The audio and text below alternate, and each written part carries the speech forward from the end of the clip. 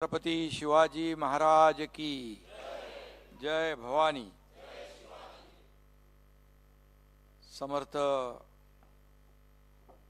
रामदास स्वामींना कोटी कोटी वंदन करतो आणि माणिक प्रभू संस्थानचे अधिपती सिद्धगुरु ज्ञानराज माणिक प्रभू महाराज यांनाही विनम्र वंदन करतो आणि आजच्या या सोहळ्याला उपस्थित पद्मश्री मनोज जोशीजी, त्यांनी मी येईपर्यंत किल्ला लढवलेला आहे।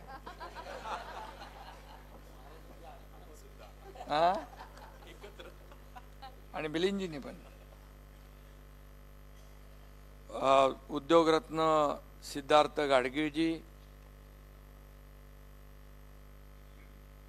श्रीमती रचना रानडे, सुप्रसिद्ध फायनान्स इन्फ्लुएन्सर विश्लेषक, तुमचंही स्वागत आहे। अतुल शास्त्री बगरे गुरुजी आहेत, ज्योतिषाचार्य, आपले वेद भविष्याचा सकाळी सकाळी असतं ते। आणि माझ्या कानात पण त्यांनी काय ते सांगितलं मगाशी, चांगलं सांगितलंय।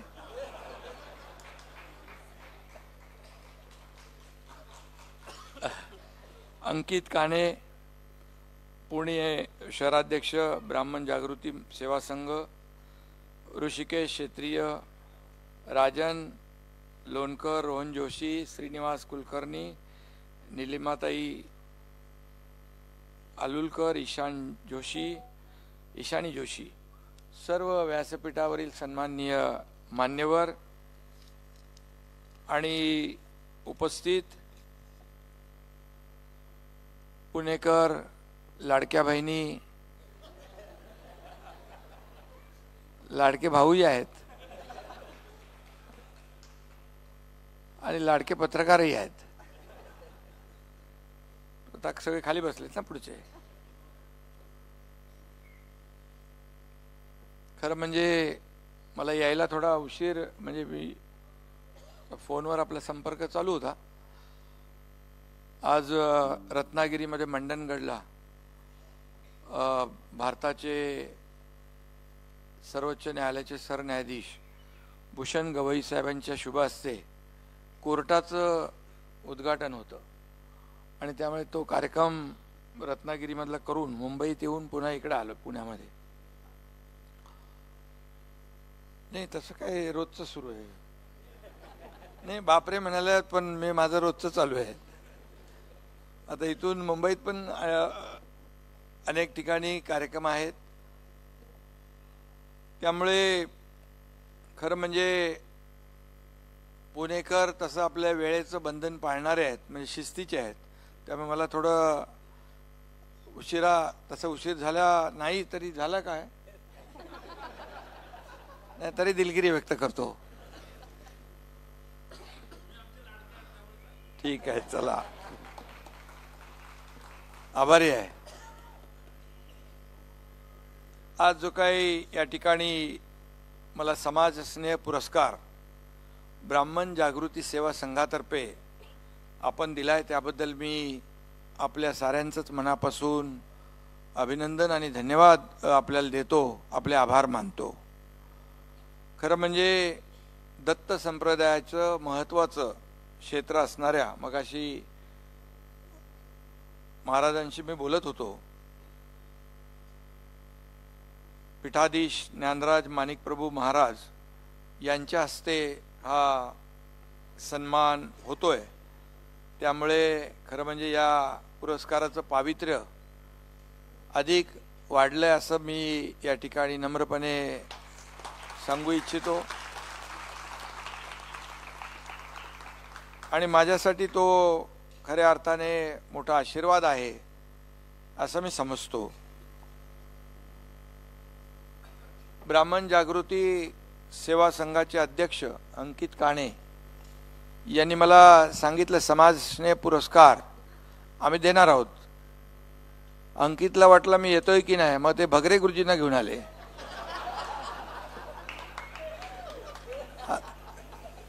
तर भगरे गुरुजी आल्यानंतर वेद भविष्याचा ते घेत असतात. त्यामुळे गडबड नको म्हणून बरोबर पोचूया.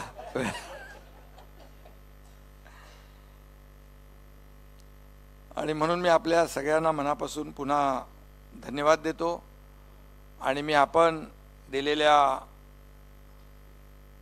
पुरस्काराचा नम्रपणे स्वीकार करतो. हा पुरस्कार समाजातील एकोपा वाढवण्यासाठी, सामाजिक समरसतेसाठी आणि आपापसामधला बंधुभाव वाढवण्यासाठी, आणि म्हणूनच मी हा पुरस्कार जो आहे प्रामाणिकपणे काम करणाऱ्या समाजातील कार्यकर्त्यांना समर्पित करतो. खरं तर मला हा पुरस्कार घेण्यास मी पात्र आहे की माहीत नाही, कारण मी कुठलंही काम आतापर्यंत केलं ते कुठल्याही अपेक्षेने कुठलाही पुरस्कार मिळेल म्हणून कधीच केलं नाही. जे केलं ते सर्वसामान्यांच्या हितासाठी आणि त्यांच्या प्रगतीसाठीच केलं. आणि म्हणून तळागाळातल्या कार्यकर्त्याला, या ठिकाणी आपण काम करणाऱ्या कार्यकर्त्याला पुरस्कार या ठिकाणी आपण दिला आहे. खरं म्हणजे यामुळे कार्यकर्त्यांना प्रेरणा मिळेल, आणखी ऊर्जा मिळेल, बळ मिळेल आणि समाजामध्ये काम करणारे कार्यकर्ते वाढतील. आणि शेवटी कोणीतरी पाठीवर शाबासकीची थाप दिली की आणखी त्याची जबाबदारी वाढते. आणि त्यामुळे अशा प्रकारच्या पुरस्कार ही समाजाची आणि काळाची गरज आहे. आणि मी नेहमी सांगतो, मी कुठलाही पुरस्कार किंवा कोणी काहीतरी शाबासकी देईल म्हणून मी कधीच काम केलं नाही. भगरे गुरुजी जिथं कमी तिथं आम्ही, असं काम करण्याची माझी पद्धत आहे. जिथे गरज असेल, जिथे संकट दिसेल तिथं मग दिवस रात्र न बघता, न घाबरता हा एकनाथ शिंदे पोहोचला. म्हणजे जिथे संकट, जिथे आपत्ती, तिथे हा तुमचा एकनाथ शिंदे. हा माझा स्वभाव आहे. मग ते इर्शाळवाडीचं संकट असू द्या, कोल्हापूरचा पूर असू द्या, महाड चिपळूणचा पूर असू द्या, अगदी उत्तराखंडचा पूर असू द्या, केरळमध्ये देखील पूर आला, त्यावेळेस देखील आपली सगळी टीम तिकडे गेली होती, डॉक्टर आणि सगळं साहित्य घेऊन. अगदी पहलगामचा हल्ला झाला त्यावेळेस देखील आपल्या महाराष्ट्रातले अनेक लोक तिकडे अडकले होते आणि मी त्यांच्याशी फोनवर बोलत होतो.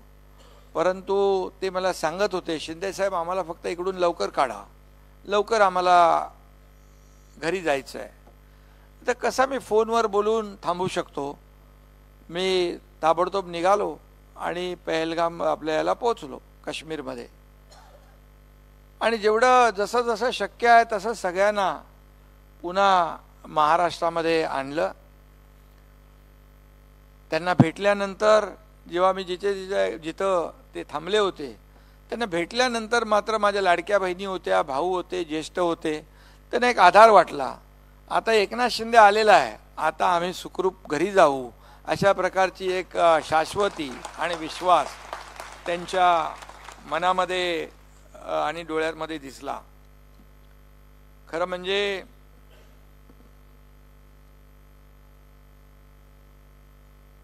मी एक मगाशी सांगितलं, मिलिंदजींनी, एक सर्वसामान्य शाखा प्रमुख ते राज्याचा मुख्यमंत्री, हा जो काय प्रवास माझा झाला तो तसा सोपा नव्हता. फार अवघडही होता, कठीणही होता. आणि संघर्षमय होता। एका शेतकऱ्याच्या वारकऱ्याच्या घरात माझा जन्म झाला आणि शेतकरी कुटुंबातून मी आलो। त्यामुळे आपण पाहिलं की जेव्हा जेव्हा संकट आपत्ती आली तेव्हा शेतकऱ्यांच्या पाठीशी उभं राहण्याचं काम आपण केलं। आता देखील मोठं संकट होतं पुराचं, आणि त्याही वेळेस आम्ही सांगितलं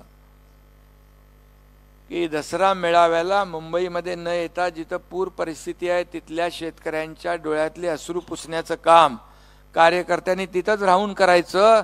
त्यांना जे जे काय आवश्यक आहे ते द्यायचं। आणि मी म्हणालो होतो शेतकऱ्यांची दिवाळी काळी होऊ देणार नाही, ते आम्ही प्रामाणिकपणे शब्द पाळला। मुख्यमंत्री देवेंद्रजी, मी, अजितदादा आम्ही मिळून निर्णय घेतला, सगळ्या अटी शर्ती बाजूला ठेवल्या आणि जवळपास तब्बल 32,000 कोटीचं पॅकेज आपण शेतकऱ्यांना घोषित केलं आणि त्याचं वाटपही सुरू झालंय।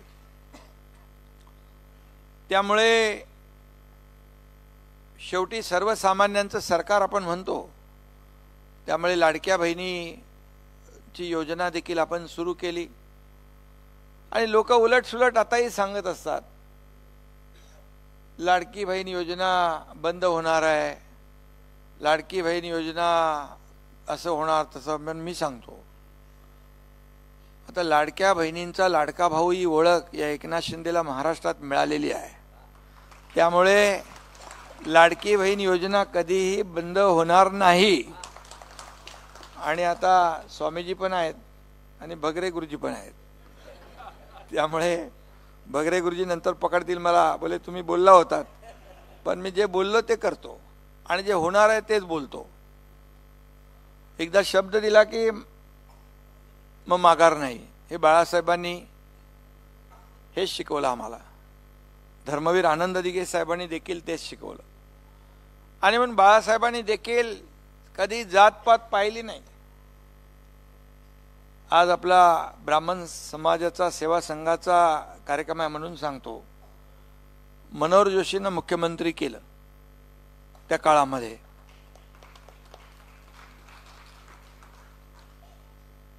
त्यामुळे मनोहर जोशी खूप बुद्धिवंत, हुशार आणि मुख्यमंत्री पदाला साजेसा माणूस, आणि मुख्यमंत्री पदाची शान पण त्यांनी वाढवली। ठाण्यामध्ये जेव्हा मला शिवसेना नेता जेव्हा पद मिळालं तेव्हा ठाण्यामध्ये एक कार्यक्रम होता, सत्कार होता माझा, आणि मनोहर जोशी सर मला म्हणाले का भाषणामध्ये त्यांच्या, एकनाथ एक दिवस तू या राज्याचा मुख्यमंत्री होशील। मी त्यांना नंतर भाषण संपल्यावर मी त्यांना म्हणालो, सर का माझी खाट टाकताय? बोले नाही, मी जे बोललोय ते खरं होणार। धर्मवीर आनंद दिघे साहेब 2001 ला गेले, आणि आपण जे मगाशी मिलिंदजी सांगितलं की माझ्या कुटुंबावर जे दुःखाचा डोंगर कोसळला तो 2000 साली, आणि त्यातून सावरण्याचं उभं करण्याचं काम मला दिघे साहेबांनी केलं। दिघे साहेब मला एवढंच म्हणाले, एकनाथ आता संपूर्ण समाज हे तुझं कुटुंब आहे आणि तुला समाजासाठी जगायचं आहे, काम करायचं आहे। आणि तिथून मी सुरू झालो, तो कधी मागे वळून पाहिलं नाही। आणि आनंद दिघे साहेबांनी देखील त्यांच्या बहिणीकडे, जेव्हा दिघे साहेब पण असेच कधी कधी आठवड्यातून उपास सोडायला घरी जायचे बहिणीकडे, ताईकडे, त्यांना म्हणाले होते मला सभागृह नेता बनवलं ठाण्याचं, आणि त्यावेळेस ते म्हणाले हा एकनाथ या राज्याचा एक दिवस मुख्यमंत्री होईल। हे दिघे साहेब गेल्यानंतर, मी मुख्यमंत्री झाल्यानंतर ताईने जाहीरपणे सांगितलं। काय त्यांना माहित होतं माहित नाही। आणि म्हणून सर्वसामान्य कार्यकर्ता ते मुख्यमंत्री बनण्याचा योग माझ्या आयुष्यामध्ये आला। मनोहर जोशी सरांनी चांगलं काम केलं। आता मी 2.5 वर्ष जे काम केलं ते तुमच्या समोरच आहे। किती योजना आपण केल्या, किती प्रकल्प आपण पुढे नेले, हे सगळं महाराष्ट्राने पाहिलंय. रात्रंदिवस आपण पायाला भिंगरी लावून आपण काम केलं आणि म्हणून विकासाबरोबर लोकाभिमुख कल्याणकारी योजना देखील आपण केल्या आणि त्याचं फलित, त्या कामाची पोचपावती या महाराष्ट्राने तुम्ही सगळ्यांनी झालेल्या विधानसभेच्या निवडणुकीमध्ये दिली आणि 232 आमदार महायुतीचे निवडून आले. हा ऐतिहासिक विजय आहे. आतापर्यंतच्या इतिहासामध्ये एवढा दैदिप्यमान असा विजय कधी मिळाला नव्हता. 232 आमदार महायुतीचे आले. देवेंद्रजी आता आमचे मुख्यमंत्री आहेत.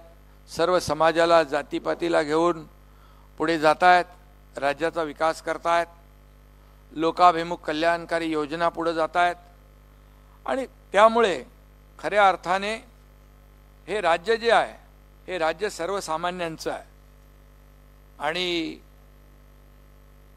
या देशाला पुढे घेऊन जाण्याचं काम देशाचे लोकप्रिय आणि यशस्वी प्रधानमंत्री नरेंद्र मोदीजी करतायत. कारण आपण पाहतोय की आज इतर देशाची अर्थव्यवस्था डगमगली आहे, डबघाईला आलेली आहे. अशा परिस्थितीमध्ये आपली अर्थव्यवस्था 11व्या नंबरवरून 5व्यावरून 4थ्यावर आणली आहे. आता ती 3ऱ्यावर आणण्याचा संकल्प आपण घेतलेला आहे आणि एक एक आत्मनिर्भर भारताकडे आपलं पाऊलचा आपण टाकतोय. आता नुकतंच GST मध्ये ज्या काही सवलती दिल्या त्या आमच्या लाडक्या बहिणींना त्याचा फायदा जास्त होणार आहे. कारण जीवनावश्यक वस्तू त्याच्यामध्ये आहेत. 12% स्लॅबचे जे 5% मध्ये आलेत, 5 आणि 18% 2 ठेवलेत, 2 काढून टाकलेत, याचा सर्वांना फायदा होणार आहे. सर्वसामान्य ग्राहकांना, माणसांना, व्यापाऱ्यांना, सगळ्या व्यावसायिकांना होईल आणि हे एक एक पाऊल आपण पुढे टाकत जातोय आणि हे करत असताना देशाच्या सुरक्षिततेसाठी त्याबद्दल देखील कधीही मोदीजींनी कॉम्प्रोमाइज केलं नाही, तडजोड केली नाही. जेव्हा जेव्हा पाकिस्तानला धडा शिकवायचा तेव्हा तेव्हा पाकिस्तानला धडा शिकवण्याचं कामही केलं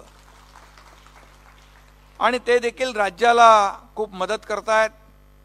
राज्याच्या विकासासाठी खूप त्यांचा मोठा मोलाचा वाटा आहे आणि आतापर्यंतच्या इतिहासामध्ये मी मुद्दाम सांगतोय, आतापर्यंतच्या इतिहासामध्ये कधीही कुठल्या देशाचा पंतप्रधान दिल्लीमध्ये येऊन त्यांची परिषद व्हायची, बैठक व्हायची, पण पहिल्यांदा आपल्या महाराष्ट्राच्या राजधानीमध्ये मुंबईमध्ये ही परिषद झाली. हे देखील आपल्या महाराष्ट्रासाठी खूप मोठं योगदान आणि म्हणून हे सगळं होतंय. आणि खरं म्हणजे ब्राह्मण समाजाने हा पुरस्कार दिलाय, त्यामुळे तुम्हाला वाटेल काय आमच्या समाजाबद्दल काय बोलतोय की नाही बाबा.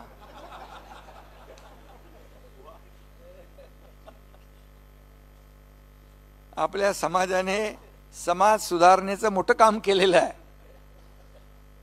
आणि खऱ्या अर्थाने अनेक ब्राह्मण समाजातल्या स्वातंत्र्यवीरांनी प्राणांची आहुती दिली आहे आपला देश स्वतंत्र होण्यासाठी, हे आपल्याला स्वातंत्र्य मिळण्यासाठी आणि त्यामुळे त्यांचं योगदान, त्यांचं बलिदान कदापि विसरता येणार नाही. आणि त्याचबरोबर अनेक प्रवचन आहेत. आता आपले मी यायच्या पूर्वी आमचे मनोज जोशी, तुम्ही तर नंतर भाषण संपल्यानंतर तुमचं सुरू होतं ना ते, त्यामुळे तुम्ही त्याच्यात देखील सांगितलं निष्ठा देशावर असली पाहिजे, निष्ठा आपल्या धर्मावर असली पाहिजे, निष्ठा समाजावर असली पाहिजे आणि खऱ्या अर्थाने निष्ठा प्रत्येकाला म्हणजे काहीतरी एक प्रामाणिकपणे आपण आपलं काहीतरी इप्सित असलं पाहिजे, आपलं टार्गेट असलं पाहिजे, आपला अजेंडा असला पाहिजे. आणि म्हणून मी आपल्याला सांगतो की या देशामध्ये आज सर्वसामान्य माणूस हा आपल्या देशावर प्रेम करतो, आपल्या राष्ट्रावर प्रेम करतो, आणि म्हणून मी खुलेआमपणे मोदीजींचं प्रेम देखील या देशावर आणि या राष्ट्रावर जी काही भक्ती आहे ती देखील त्यांनी अनेक वेळा सिद्ध करून दाखवलेली आहे. आणि म्हणूनच आध्यात्मिक राजकीय अधिष्ठानापेक्षा तुमचं हे आध्यात्मिक अधिष्ठान केव्हाही वरचं आहे हे मानणाऱ्यांपैकी आम्ही आहोत. आणि आपल्या समाजाने धर्माचा अर्थ फक्त कर्मकांडापुरता ठेवलेला नाही. विविध शाखांमध्ये, शास्त्रांमध्ये समाजाने महत्त्वपूर्ण कामगिरी केलेली आहे. आपल्या प्राचीन अशा ज्ञान संस्कृतीला जपलंय, वाढवलंय, जोपासलंय. आणि म्हणून जातीय सलोख्याचं मी मगाशी म्हणालो वाढवण्याच्या प्रयत्नांमध्ये ब्राह्मण समाज नेहमी पुढे राहिलेला आहे हे मी या ठिकाणी आवर्जून सांगू इच्छितो. परंतु आज दुर्दैवाने जातीपातीच्या भिंती उभ्या राहत आहेत. आज पाहतोय आपण, खरं तर या भिंती उभ्या राहता कामा नये अशा प्रकारचं आपलं वर्तन असलं पाहिजे. आणि म्हणून देशाला आर्थिक, सामाजिक किंवा कोणत्याही प्रकारची प्रगती साधायची असेल तर ज्याच्याकडे जे उत्तम आहे त्याच्याकडून ते घ्यावं. म्हणजे मगाशी कोणीतरी म्हणाला, देता देता देणाऱ्याचे हात घ्यावे. ज्याच्याकडे जेवढं आहे ते दिलंच पाहिजे समाजाला. म्हणजे ज्ञान असेल, जे जे काय आहे ते देण्याचं काम आपण केलं तर कमी होत नाही, ते वाढतं. भगरे गुरुजींना आपण रोज पाहतो.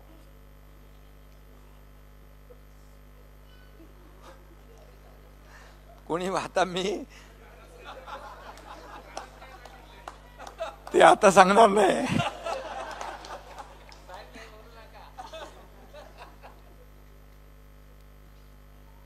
कारण छत्रपती शिवाजी महाराजांनी देखील सर्व समाज घटकांना सोबत घेतलं आणि आधी स्वराज्य आणि नंतर सुराज्य निर्माण केलं. छत्रपती शिवाजी महाराजांचे आदर्श डोळ्यासमोर ठेवून आपण काम करतोय. आणि म्हणूनच या ठिकाणी सामाजिक सलोखा आणि एकमेकांच्या मदतीने संपूर्ण समाजाची प्रगती हाच कोणत्याही व्यवस्थेचा खरा हेतू असतो. आणि म्हणून मी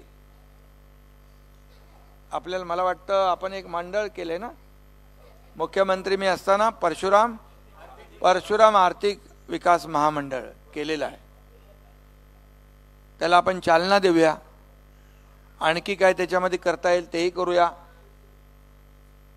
सगळे लोक जसा विचार करतात तशा प्रत्येक समाजामध्ये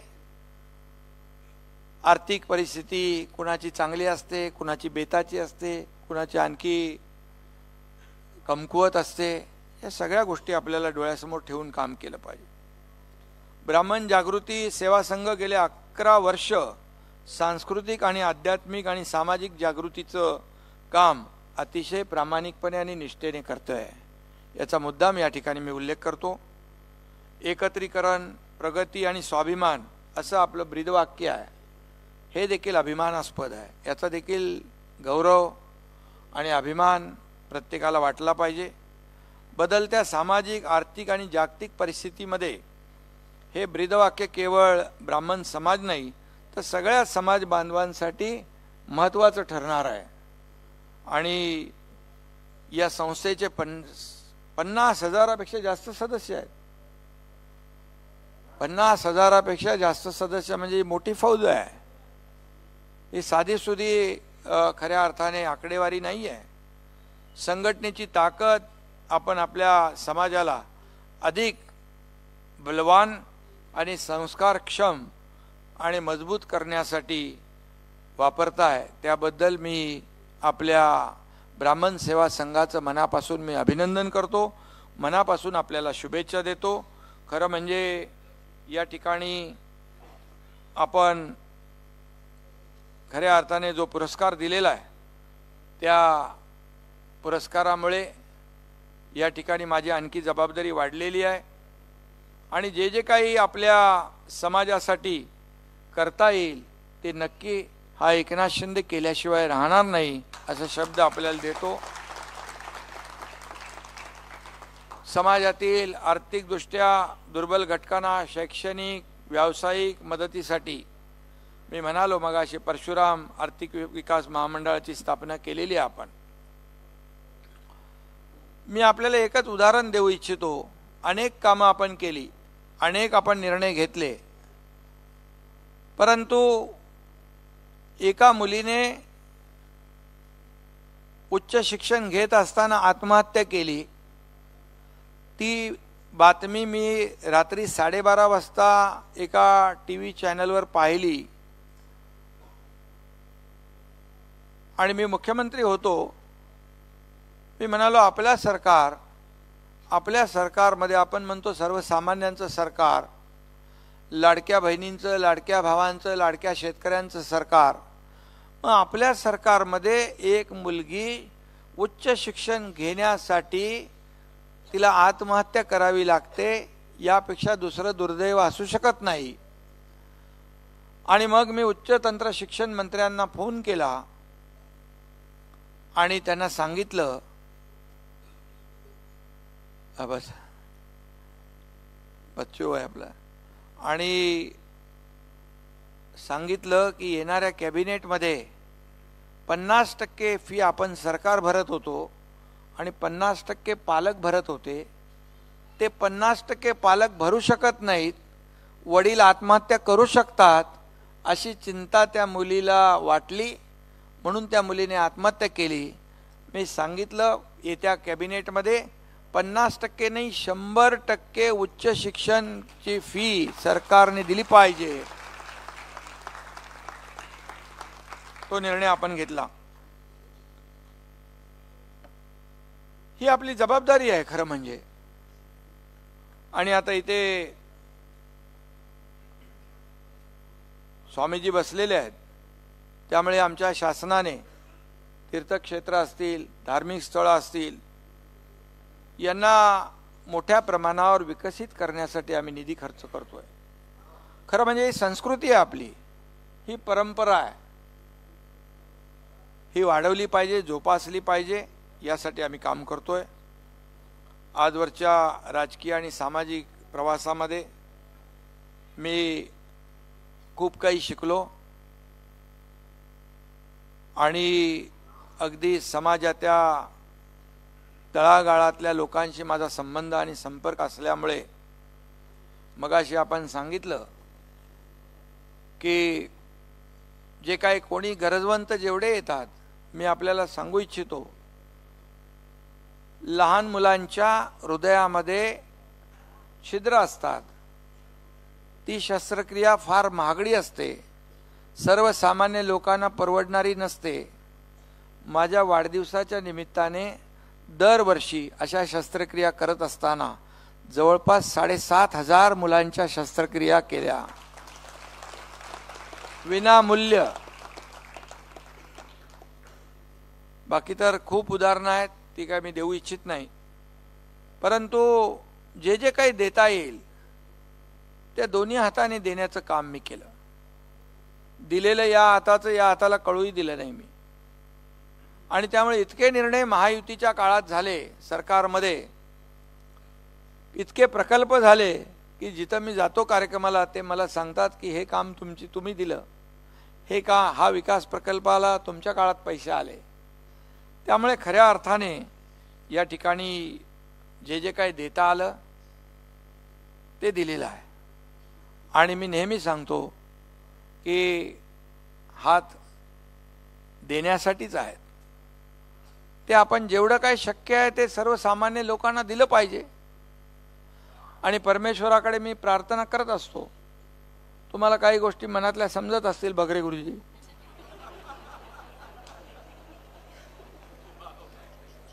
तर मी प्रार्थना करत असतो की माझ्याकडे आलेला माणूस जो काय अडचणी समस्या घेऊन आलेला रिकाम्या हाताने परत जाता कामा नये।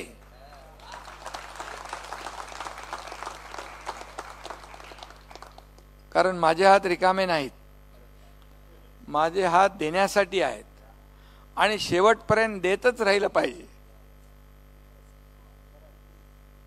शेवटी आपल्याला काय घेऊन आलोय आपण? मी नेहमी सांगतो सगळ्यांना, सत्तेवर असतो आपण. मी आता मुख्यमंत्री होतो जेव्हा, स्वामीजी तेव्हा सगळे मला म्हणायचे चीफ मिनिस्टर, सीएम म्हणजे चीफ मिनिस्टर. मी म्हणायचो सीएम म्हणजे कॉमन मॅन का नाही म्हणत तुम्ही? काय प्रॉब्लेम आहे कॉमन मॅन म्हणायला? आणि आता मी डीसीएम आहे. आता मी सांगतो डेडिकेटेड टू कॉमन मॅन. काय प्रॉब्लेम आहे? शेवटी सर्वसामान्य माणूस हा आपला केंद्रबिंदू आहे. पद येतात जातात, पद वर खाली होत असतात. बाळासाहेब सांगायचे आमचे की सत्ता येते, सत्ता जाते, पुन्हा येते, पद येतात जातात, पुन्हा येतात, पण एकदा नाव गेलं की पुन्हा येत नाही. आणि मग तेच कमवायचं आहे. किती प्रॉपर्टी, किती संपत्ती, काय कमवल्यापेक्षा किती माणसं कमवली, किती प्रेम कमवलं हे महत्वाचं आहे. आणि त्यामुळे मला तुम्ही पुरस्कार दिलेला आहे आज, त्याचा मी नम्रपणे स्वीकार केलेला आहे. आणि म्हणून मी युवा गौरव पुरस्कार तुम्हाला मिळाला ना, रचना रानडे आणि मनोज जोशी यांना समाजभूषण, आणखी उद्योगरत्न सिद्धार्थ गाडगीळ. सगळे तरुण एकदम आहात तुम्ही, त्यामुळे खरं म्हणजे अशा युवकांना, तरुणांना अशा प्रकारचे पुरस्कार दिले तर खऱ्या अर्थाने अनेक उद्योजक असे तयार करू शकतील ते, आणि या समाजासाठी त्याचा फायदा होईल. आणि तुम्ही फायनान्स सेक्टर मधल्या म्हणजे अभ्यासकच नाही तर आपल्या ज्ञानाचा फायदा ते सर्वसामान्यांना मिळवून देतात. तुमचं काय ते येतं वाटतं ते यूट्यूबला, हा? मला वेळ नसला तरी कधीतरी असं बघतो मी म्हणजे. आणि मनोज जोशी तर आपले अष्टपैलू आहेत. उत्तम टायमिंग असलेले साधणारे अभिनेते, यांचंही मी मनापासून अभिनंदन करतो. आणि सगळ्यांचं मनापासून अभिनंदन करत असताना आता आपली तुमच्याबरोबर मी आहे, म्हणजे आपली जबाबदारी आता वाढलेली आहे. आता आणखी जोरात द्यायला लागेल.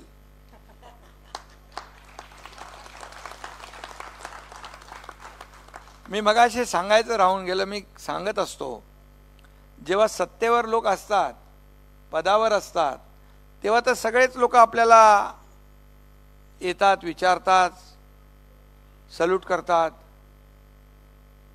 परंतु जेव्हा सत्तेवर नसताना तुम्ही कुठे उभ्या असाल तर तुमच्याकडून पाठ फिरून लोक जाता कामा नये.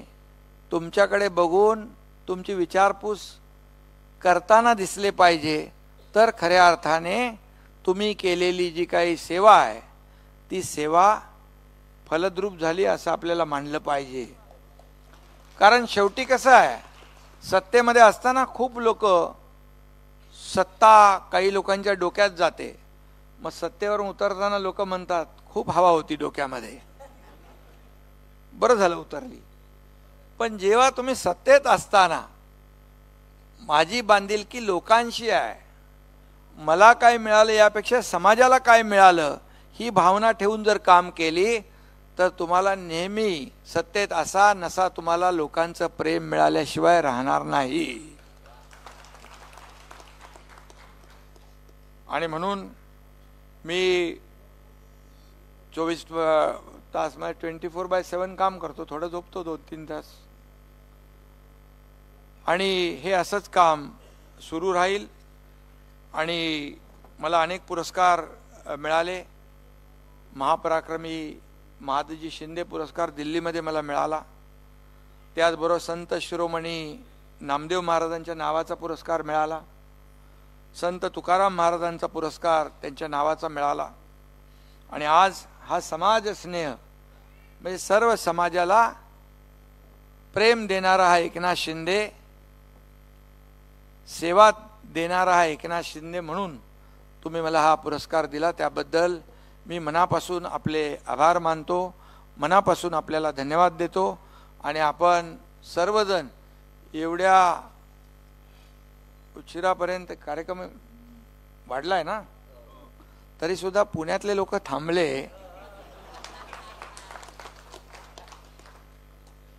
याचा आनंद आहे। आणि खऱ्या अर्थाने दिलेला पुरस्कार हा काय म्हणतो आपण त्याला, सार्थकी लागला, अशा प्रकारचं मी मनोगत व्यक्त करून आपल्याला मनापासून धन्यवाद देतो। मनापासून आपल्याला सगळ्यांना, व्यासपीठावरची सर्व मंडळी आपलं पुन्हा एकदा स्वागत, आणि सभागृहात बसलेले सर्वजण पुणेकर बांधव भगिनी आणि सर्व ज्येष्ठ श्रेष्ठ यांचं मनापासून मी अभिनंदन करतो, मनापासून धन्यवाद देतो। आणि कधीही हाक मारा, हा एकनाथ शिंदे आपल्या हाकेला धावून आल्याशिवाय राहणार नाही, ही खात्री देतो, विश्वास देतो आणि थांबतो। जय हिंद, जय महाराष्ट्र।